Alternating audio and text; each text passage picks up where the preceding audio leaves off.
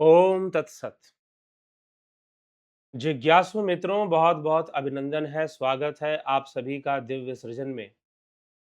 और आज हम एक विशेष विषय पे चर्चा करेंगे कि क्या ईश्वर से विवाह संभव है? क्या भगवान से विवाह किया जा सकता है? तो आज इस विषय पर हमारी चर्चा होगी, क्योंकि ऐसा कुछ देशों में, कुछ मजहबों में यह परंपरा है कि लोग विवाह कर लेते हैं और वह भगवान से विवाह कर लेते हैं, या फिर अपने गॉड से, या फिर अपने पैगंबर से वह विवाह कर लेते हैं। जैसे कि ईसाइयों में एक परंपरा है, जो नन्स होती हैं, जो सिस्टर्स होती हैं चर्च के अंदर, वो अनमैरिड नहीं होती हैं, वो मैरिड टू जीसस क्राइस्ट होती हैं, Jesus Christ son of God. तो जो क्रिश्चियनिटी का ट्रिनिटी कॉन्सेप्ट है, उसके अंदर son of God, Holi spirit and God, heavenly father जिसको कहा जाता है, तो ये तीनों आते हैं। तो सन ऑफ गॉड अर्थात जीसस क्राइस्ट से वो शादीशुदा मानी जाती हैं, जो नन्स होती हैं। और इसको वो लोग एक स्पिरिचुअल मैरिज कहते हैं। एक स्पिरिचुअल मैरिज उसे कहा जाता है कि उन्होंने जीसस क्राइस्ट से शादी कर ली है। और उनसे कोई पूछेगा कि आपने शादी नहीं की है, आप तो नन हैं, आप तो सिस्टर हैं चर्च के अंदर, तो वो कहेंगे नहीं, we are married to Jesus Christ, कि हम जीसस क्राइस्ट को मैरिड हो चुके हैं, हमारी शादी हो चुकी है। ये वहां पर एक स्पिरिचुअल मैरिज का एक कॉन्सेप्ट है, ईसाइयों के अंदर पाया जाता है।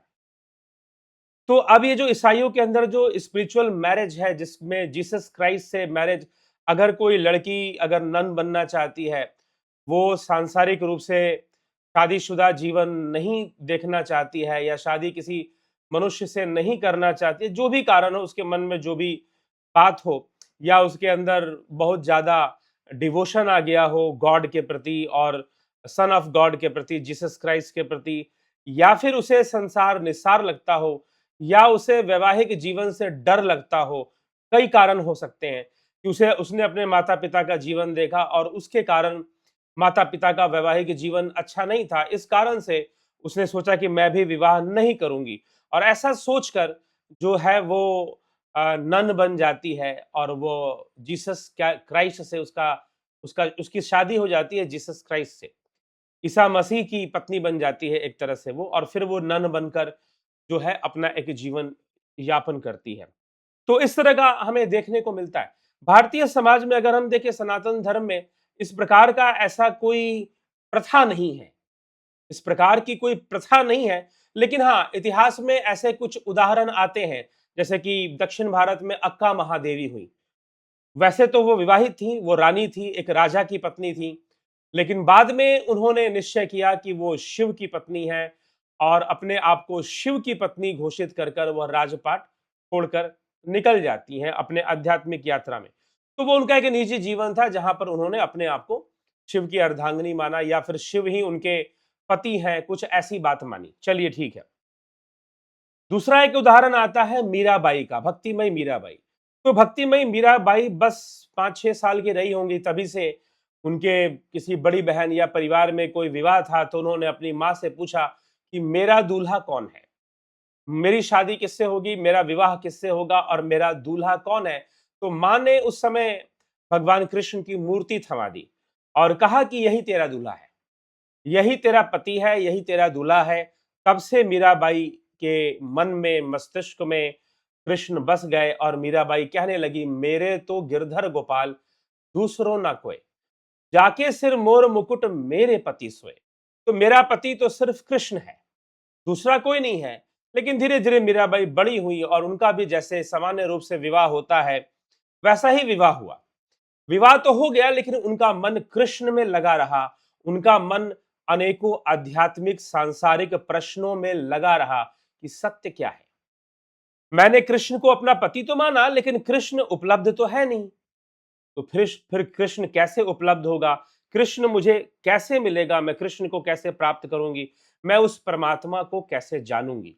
और इसी खोज में मीराबाई लगी रही। उनका मिलना संत रैदास से हुआ, और उन्हें पता चला कि पायो जी मैंने राम रतन धन पायो, वस्तु अमोलक दई मेरे सतगुरु कृपा कर अपनायो। कि मुझे राम रत्न मिल गया। राम मिलन कद होसी रे मारा जूना जोशी, राम मिलन कद होसी। कि राम से मिलना कब होगा? आओ जोशी जी मारे बैठो अंगणिए, बात सुनाओ थारी पोथी, राम मिलन कद होसी। तो राम से मिलना कब होगा, मुझे ये बता दो। वो ज्योतिषी से पूछती है कि राम से मिलना कब होगा, मेरी जन्म पत्री देखो, मेरा हाथ देखो। लेकिन कृष्ण को पति मानने वाली अचानक राम के पीछे क्यों पड़ गई? क्योंकि गुरु मिल गया।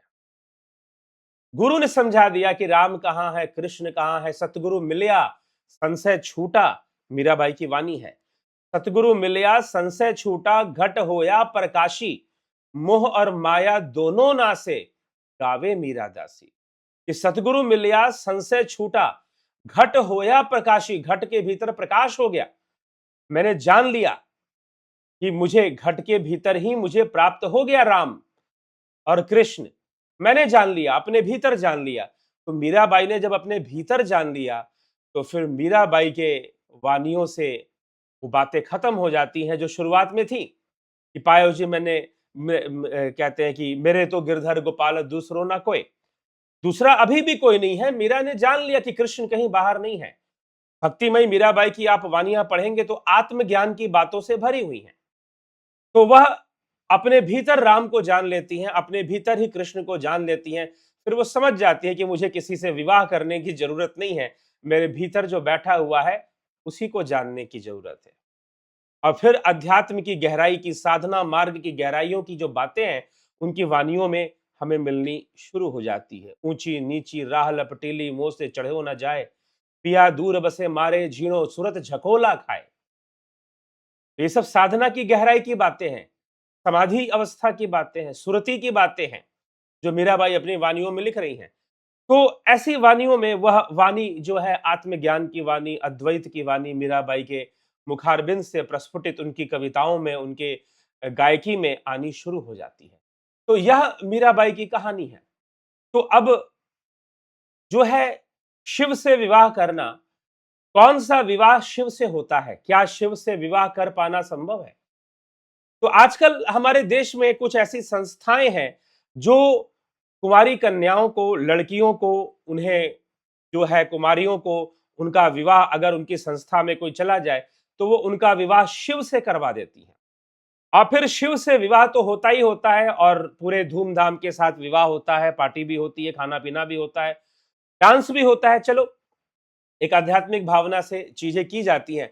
लेकिन शिव से विवाह करने के बाद साथ में यह भी कहा जाता है उन लड़कियों के माता पिता को कि आप अगर अपनी पुत्री का विवाह करते, मैं किसी एक संस्था की बात नहीं कर रहा हूं यहां पर, हमारे देश में ऐसी कई संस्थाएं हैं जहां पर बहुत जवान लड़कियां, 17-18 साल की लड़कियां वहां पर जाकर समर्पित है। कोई दिक्कत नहीं है। उनका जीवन जो है, उनको इच्छा है कि वो एक आध्यात्मिक जीवन जिए, सन्यासी जीवन जिए, घर बार छोड़कर अपना एक आध्यात्मिक कार्य में जीवन लगाए जीवन। लेकिन थोड़ा सा ज्ञान जरूरी होता है। ज्ञान ना हो और अधूरी बातें पता हो तो फिर बड़ी मुश्किल होती है ऐसे जीवन को आगे बढ़ाना।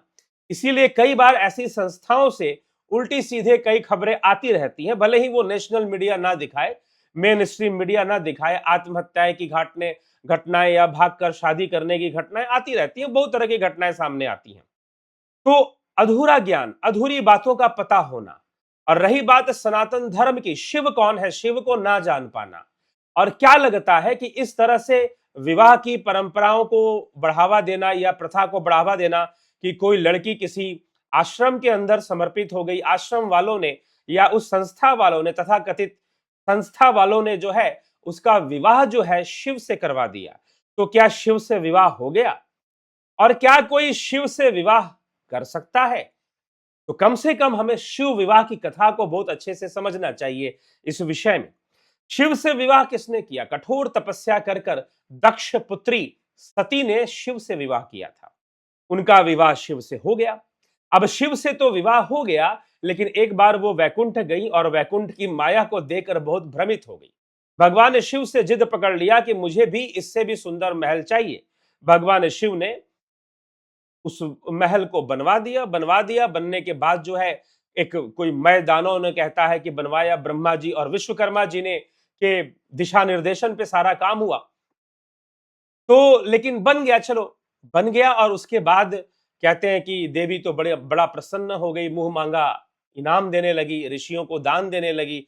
उसी में पुलस्त ऋषि का जो एक पौत्र था वो आया कुबेर, और कहा कि जो मांगना है मांग लो। उसने कहा कि माता जो मांगूंगा मिल जाएगा, तो ठीक है मुझे दे दे, अपना महल बनाया है, स्वर्ण महल बनाया है, दे दे। कुबेर ने महल मांगा, देवी के पांव तले की जमीन खिसक गई, लेकिन महल तो देना ही था क्योंकि वचन दे दिया था। तो दे दिया महल, लेकिन साथ में श्राप दे दिया कि कुबेर तू मुझसे ले जा रहा है, तेरे पास भी नहीं रहेगा, तुझसे भी कोई छीन के ले जाएगा और तुझसे भी छीन के ले जाएगा, उसके पास भी नहीं रहेगा। एक दिन एक वानर आएगा, सबको जला के राख कर देगा इस महल को। ऐसा श्राप मिल गया। ठीक है, चले कथाएं आती हैं। हमारी मुख्य रूप से हमारा विषय विवाह। तो सती का शिव से विवाह हुआ, इट्स ओके, चलो चलता है, विवाह हो गया।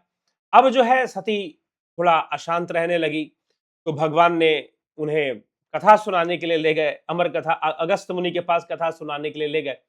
और कथा सुनाने के लिए ले गए, वहां पर भी नींद आ गई, नहीं समझ पाई, कथा को भी नहीं समझ पाई, वहां से चल पड़ी। तो बीच में भगवान लीला करते हुए दिखाई दिए। तो शिव जी ने जैसे ही देखा भगवान राम को कि लीला पुरुषोत्तम लीला कर रहे हैं, उन्हें प्रणाम कर दिया। प्रणाम किया, सती को संशय हो गया कि भाई शिव किसे प्रणाम कर रहे हैं, ये क्या भगवान विष्णु है, तो ये क्यों प्रणाम कर रहे हैं, इनको सच्चिदानंद क्यों कह रहे हैं, इनको संशय आ गया। सती ने सीता का रूप धारण कर लिया और राम जी के पास चलेगी परीक्षा लेने के लिए।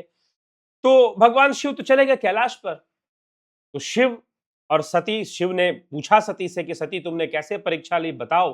परीक्षा की जब कहानी सती नहीं सुना पा रही थी, तो भगवान ने अपने ही ध्यान से, अपने दिव्य नेत्र से देख लिया कि क्या घटना घटी है।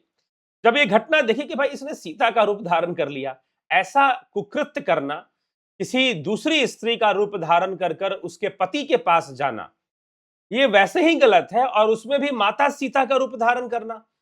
तो ऐसा देखकर भगवान शिव ने कहा कि सती तुम मुझे नहीं जानती कि मैं कौन हूं, यू डोंट नो मी। कि सीधा भगवान ने कहा कि तू मुझे नहीं जानती कि मैं कौन हूं, तूने मुझसे विवाह तो किया है, लेकिन तू मुझे नहीं जानती कि मैं कौन हूं। सती को यह बात थोड़ी चुभी जरूर, लेकिन समझ में नहीं आई।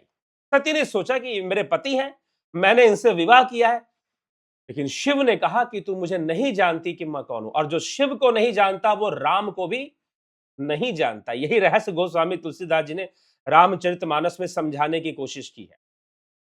और इसी कारण से रामचरितमानस को लेकर बहुत सारे वैष्णव पंथी और शैव पंथी भी तुलसीदास जी के विरोधी हो गए थे। यहां तक कि रामचरितमानस को जलाया गया, तो एक बंदर ने उसे जलने से बचा लिया, जल रही रामचरितमानस को उठा लिया। ऐसी कथा आती है कि तुलसीदास जी की रामचरितमानस की बहुत विरोध हुआ, और जब जब उसे जलाया जाता, उसे फेंका जाता, एक वानर आकर उसे बचा लेता था।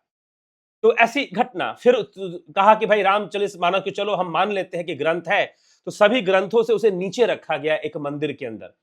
अगले दिन जब पुजारी ने मंदिर खोला, तो रामचरितमानस सबसे ऊपर थी, क्योंकि रामचरितमानस उस समय में जो सनातन धर्मियों के अंदर जो विभाजनकारी शक्तियां काम कर रही थी, कि शैव मत थे, वैष्णव मत थे, तो ये मूर्खतापूर्ण जो मत बने हैं, ये किस लिए बने हैं, अज्ञानता से बने हैं, और अज्ञानता के कारण बने हुए हैं। तो ये जो बने थे, इन सबका खंडन रामचरितमानस में मिलता है। इसलिए रामचरितमानस से वैष्णव पंथियों को भी, जो विष्णु भक्त थे, उनको भी बड़ी तकलीफ होती थी, और शैवों को भी बड़ी तकलीफ होती थी, क्योंकि ऐसी ऐसी बातें उसमें लिखी हुई थी, क्योंकि राम और शिव में कोई भेद नहीं है, कुछ ऐसी चर्चा वहां मिलती है। तो ये थी, तो रामचरितमानस का महत्व ही यही है कि ये सभी सनातन धर्मियों को संगठित करती है, एक प्लेटफॉर्म पे ले आती है कि तुम ये अलग अलग मान्यताओं को छोड़कर एक प्लेटफॉर्म पे आ जाओ। तुम सब वही शिव है, वही विष्णु है, वही शक्ति है, सब तो वही है। ठीक है। अब सीता जी के लिए जो तुलसीदास जी ने लिखा है, वह साक्षात सीता जी को ब्रह्म रूप माना है, ये भी तो तुलसीदास जी लिख रहे हैं। तो इसीलिए ऐसे बहुत सारे रहस्य रामचरितमानस से मिलते हैं। तो इसीलिए जो है रामचरितमानस की स्थापना वहां पर हुई। तो सती ने, शिव जी ने साफ साफ सती से कहा, हम कथा पे चलते हैं, साफ साफ सती से कहा कि तू मुझे नहीं जानती कि मैं कौन हूं, या राम कौन है, तू हमारा भेद नहीं जानती, हमारे रहस्य को नहीं जानती।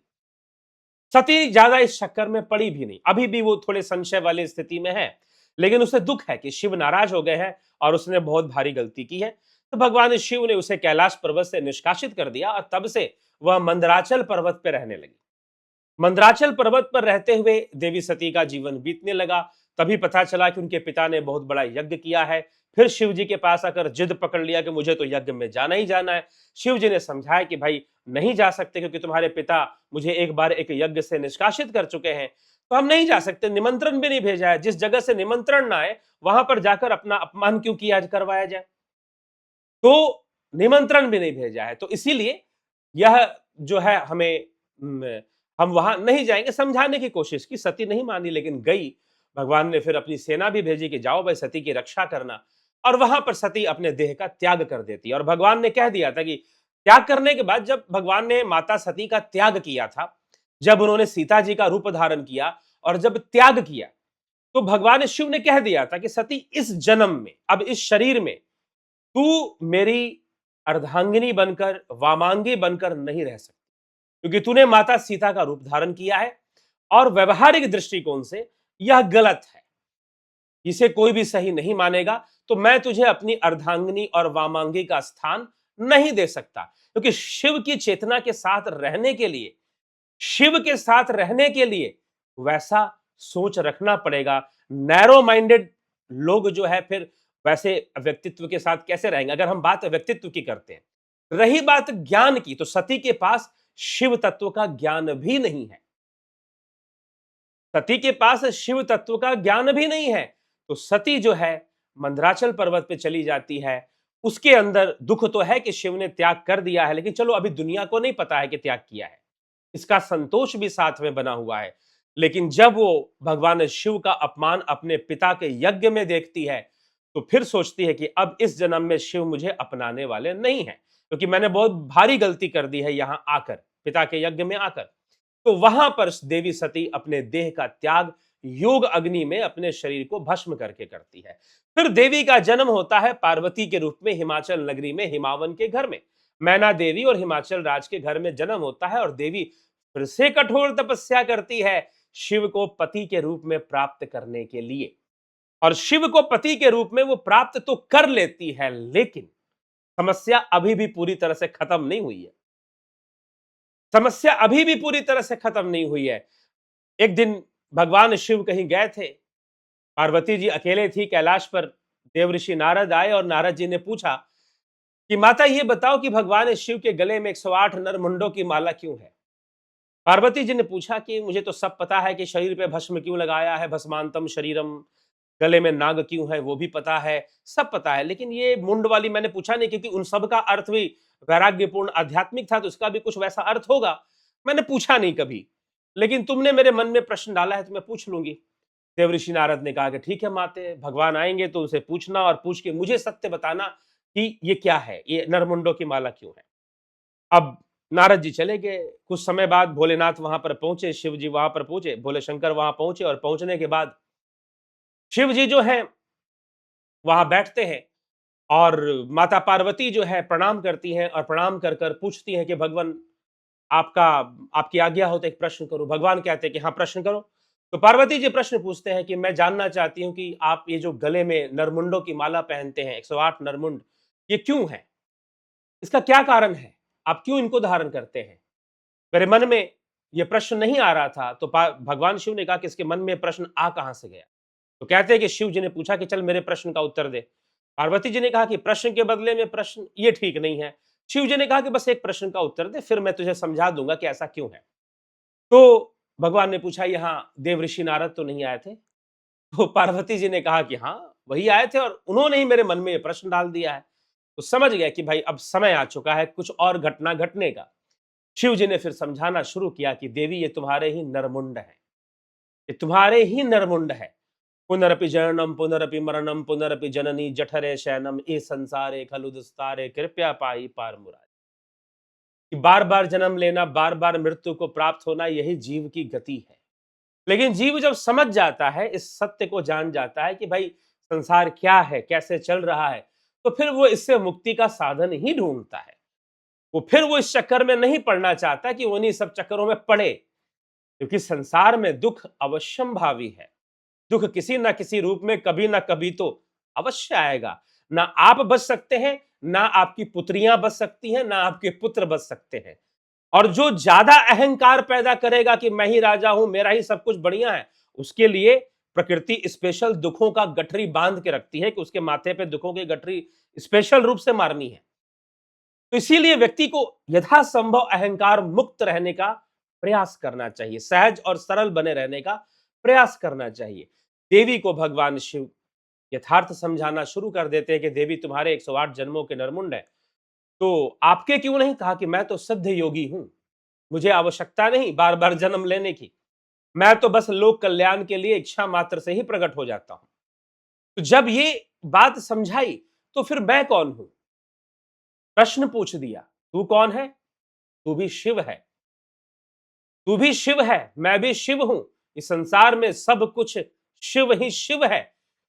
तू शिव को जानना चाहती है, तूने विवाह तो किया है लेकिन जाना नहीं है। ये कैसी विडंबना है कि सती शिव के साथ रहकर भी शिव को नहीं जानती।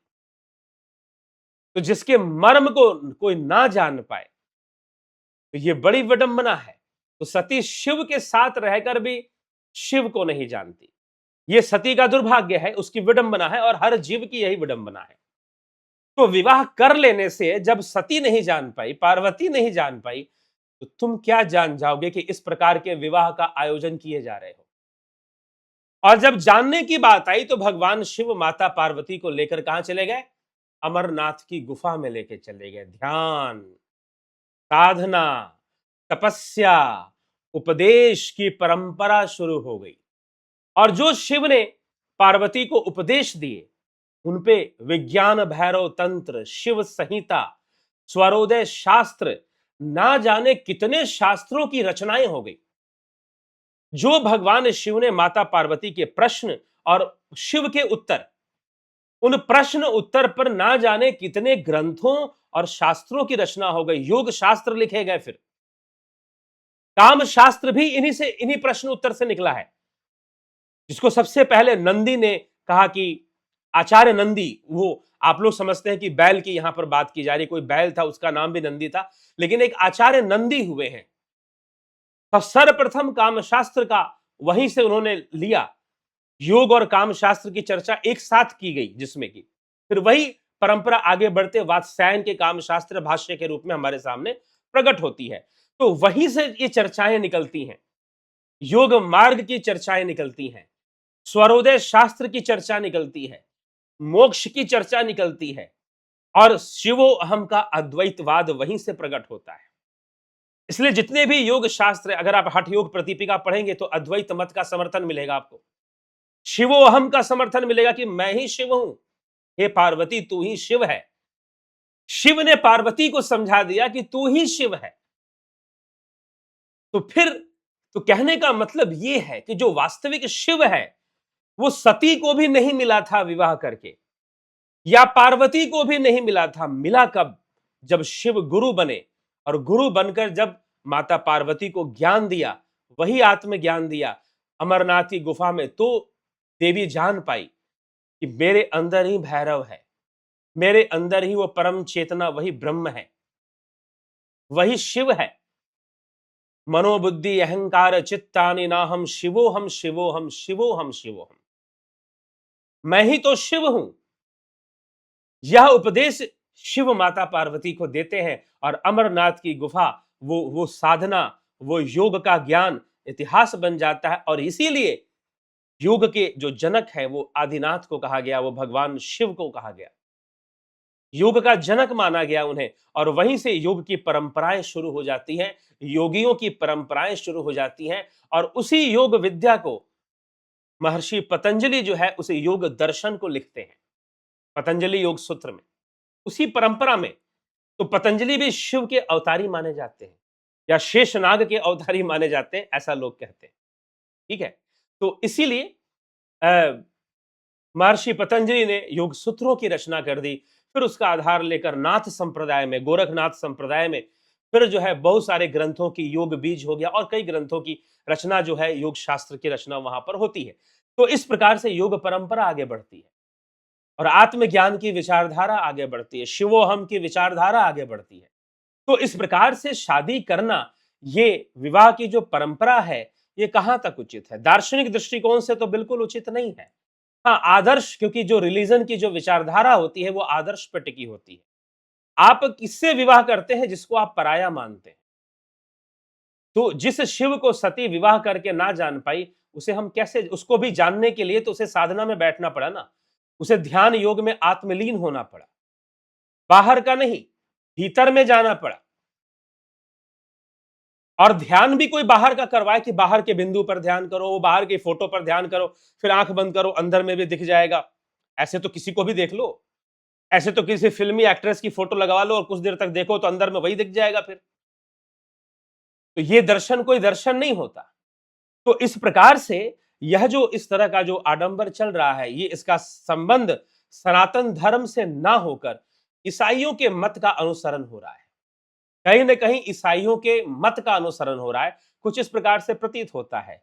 तो इसीलिए यह विवाह, क्योंकि विवाह में एक बात यह आ जाती है, क्या शिव हमसे अलग है कि हम उनको धारण कर रहे हैं? वो तो हमसे अलग है ही नहीं। और रही बात, चलो लड़कियां तो विवाह करवा दोगे, जैसे कि क्रिश्चियनिटी में नन्स की मैरिज करवा दी जाती है जीसस क्राइस्ट से, they are married to Jesus Christ.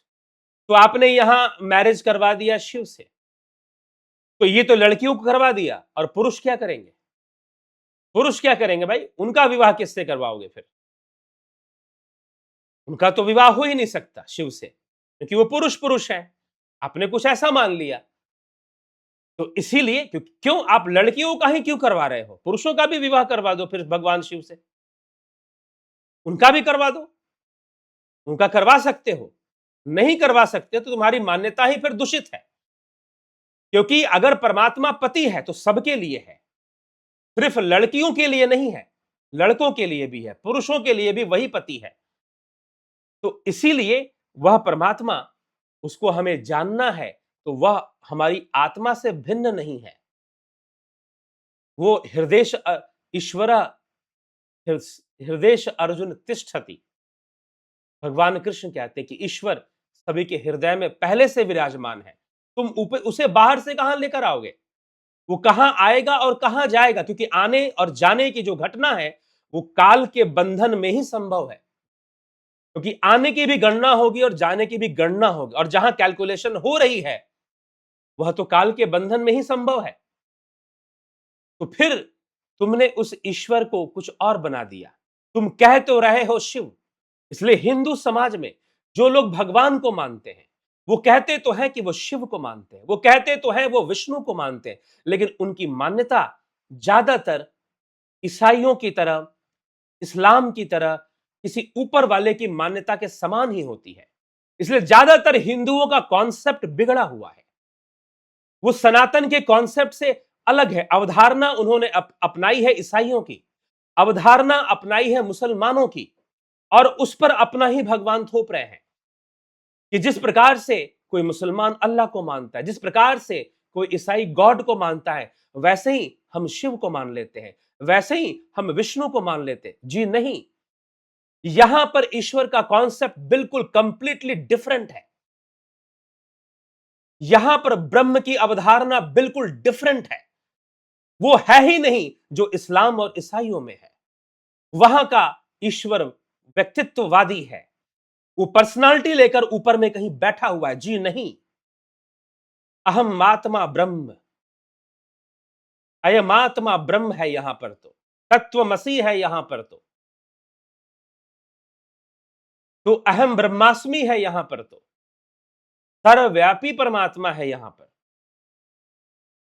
वो तत्व रूप में स्वीकार्य है और वो तत्व रूप में विद्यमान है, व्यक्तित्व नहीं है। आपको क्या लगता है आपका व्यक्तित्व है तो उसका भी व्यक्तित्व है? अरे महानुभाव, आपका व्यक्तित्व भी तत्वों पर निर्भर है। बहुत सारे तत्वों की असेंबलिंग हुई है हमारे व्यक्तित्व में, तब जाकर हमारा यह व्यक्तित्व है जिसके अंदर हम अहंकार कर कर बैठे हैं कि हमारी कोई पर्सनालिटी है। कुछ भी नहीं है, सब तत्वों का समीकरण मात्र है। ठीक है, तो इसीलिए ये अहंकार व्यक्ति पाल लेता है कि हमारा व्यक्तित्व है, हम हैं, हम जीव रूप में हैं, हमारा व्यक्तित्व है, हम हैं, हमारे कर्म है। कुछ नहीं है।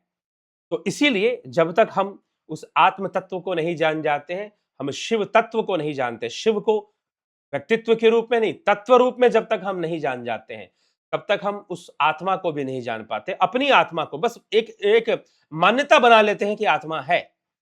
मान्यता बनाना और जान लेने में अंतर है।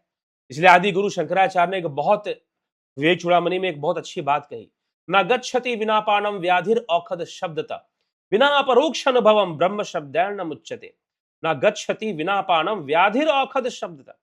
जिस प्रकार किसी व्याधि का इलाज, किसी बीमारी का इलाज औषधि के शब्द से नहीं हो सकता, वैसे ही बिना ब्रह्म को जाने, जब तक ब्रह्म को नहीं जान जाते, तब तक तुम ब्रह्म को प्राप्त नहीं कर सकते। ब्रह्म शब्दैन न मुच्यते, सिर्फ ब्रह्म ब्रह्म कहने से कोई ब्रह्म को नहीं जान जाता। तो इसीलिए हमें विचार करना चाहिए, हमें उस आत्मज्ञान के मार्ग को समझना चाहिए, हमें उस योग के मार्ग को समझना चाहिए। योग एक माध्यम है उस आत्मज्ञान तक प्राप्ति के लिए। आत्मज्ञान हमें वह वेदांत है जो हमें समझाता है कि यही जीवन का लक्ष्य है, इसको समझना ही। तुम स्वयं को पूरी तरह से जान लो कि तुम कौन हो, और जिस दिन तुम स्वयं को जानोगे, तुम स्वयंभू को जान जाओगे, तुम शिव को जान जाओगे। इसलिए पार्वती जी को भी भगवान शिव ने वही मार्ग दिखाया। पार्वती जी को भगवान शिव ने यह नहीं कहा कि मैं ही परमात्मा शिव हूं, मैं ही सब कुछ हूं, तू अपने भीतर देख, तू अपने भीतर जान। यह उपदेश भगवान भोलेनाथ माता पार्वती को योग विद्या का उपदेश, स्वरोदय शास्त्र का उपदेश सिखाते हैं। श्वासों के साथ संसार का क्या संबंध है, श्वासों के साथ परमात्मा का, उस आत्मा का क्या संबंध है, ये स्वरोदय शास्त्र में। इसीलिए हम अपने चैनल से ध्यान योग, इसी मार्ग को, शिव प्रदत्त इसी मार्ग का प्रचार करते हैं। और ध्यान योग का मार्ग आत्मज्ञान का मार्ग है। कैसे उस शून्य तक पहुंचे, कैसे मन बुद्धि से परे उस शिव तक पहुंचे, यह ध्यान योग का मार्ग है। फिर स्वर योग का मार्ग, भगवान शिव ने माता पार्वती को स्वर योग का जो ज्ञान दिया, कैसे स्वरों से ही संसार जुड़ा हुआ है, कैसे कौन सी नासिका, कौन सी नाड़ी, चंद्र स्वर कब चलता है, सूर्य स्वर कब चलता है, किस स्वर में कौन सा कार्य होना चाहिए, और ध्यान करते समय स्वर कैसे चलने चाहिए, इस स्वर विज्ञान को समझाया है। और स्वर शास्त्र, इसमें स्वर ज्योतिष और स्वर तंत्र सब इसमें मिला होता है। अर्थात संसार को सही करने की विद्या और अध्यात्म को सही करने की विद्या, दोनों ही विद्या इसमें समाहित होती है स्वर योग में। तो यह स्वर योग का ज्ञान जो भगवान शिव ने दिया, इस पर भी ऑनलाइन कोर्स उपलब्ध है। आप अगर जिज्ञासु हैं, गंभीर हैं इस विषय को समझने और जानने के लिए, तो आप इन कोर्सेज को ज्वाइन कर सकते हैं और इससे लाभान्वित हो सकते हैं। तो हम समझे कि इस तरह के विवाह की परंपरा को चलाने की कोशिश करना या प्रथा को चलाना किसी संस्था में, और सबसे बड़ा दुर्भाग्यपूर्ण क्या है, मुझे इस संस्था के ही एक सदस्य ने जो यहां से जुड़े हुए हैं, उन्होंने मुझे कहा कि सिर्फ विवाह ही नहीं कराया जाता, दहेज भी मांगा जाता है। माता पिता से कहा जाता है कि अगर तुम अपनी पुत्री का विवाह करते तो दहेज भी तो देते, तो चलो दहेज यहां दे दो, वही दहेज यहां दो, हमारी संस्था में दान कर दो वो सारी चीजें। और यहां तक कि तो इसकी, इस लड़की के नाम पर अगर कोई प्रॉपर्टी आती है तो वो प्रॉपर्टी भी संस्था के नाम कर दो। इस तरह का आडंबर भी साथ में चलाया जाता है, ऐसा मुझे सुनने को मिला वहां के अनुयायी से। तो मैं कह रहा हूं, मैं इसकी कोई गारंटी नहीं दे रहा हूं कि ऐसा ही होता है, लेकिन वहां के अनुयायी जो है ऐसे ही बातें कर रहे हैं कि यहां पर इस संस्था के अंदर ऐसे ऐसे बहुत भारी भारी गड़बड़ियां चल रही हैं। क्या गड़बड़ियां चल रही हैं, जब तक कोई प्रमाण ना हो उसके बारे में नहीं कहा जा सकता, लेकिन इस तरह की घटनाओं का प्रमाण साफ रूप से है। और ये किस भावना से प्रेरित है, प्रश्न ये है। तो सबसे पहले जो शास्त्रों में जो शिव को बताया गया है, जिस शिवोहम की चर्चा की गई है, जो योग शास्त्रों में शिव को जिस रूप में प्रकट किया गया है, उसको ना मानकर, हाँ कुछ लोग जिनको ज्ञान नहीं है शास्त्रों का, वो बस पुराणों की कथा सुनते हैं, शिव जी ने ये किया, वो शंकर ने ये वो किया, तो पूछते हैं शिव और शंकर में भेद है, शिव अलग है शंकर अलग है। कोई भेद नहीं है, उसी शिव की अभिव्यक्ति शंकर के रूप में हो रही है। अभिव्यक्ति अर्थात मैनिफेस्टेशन, विवर्त, विवर्त है। तो बस इतना ही अंतर है, बाकी कोई अंतर नहीं है। इसीलिए शिवोहम, यह शिवोहम क्या है, आत्मज्ञान क्या है, वो विद्या जो है भगवान शिव माता पार्वती को देते हैं और उस पर सारे शास्त्र लिखे गए हैं। योग शास्त्र की परंपरा ही वहीं से शुरू होती है।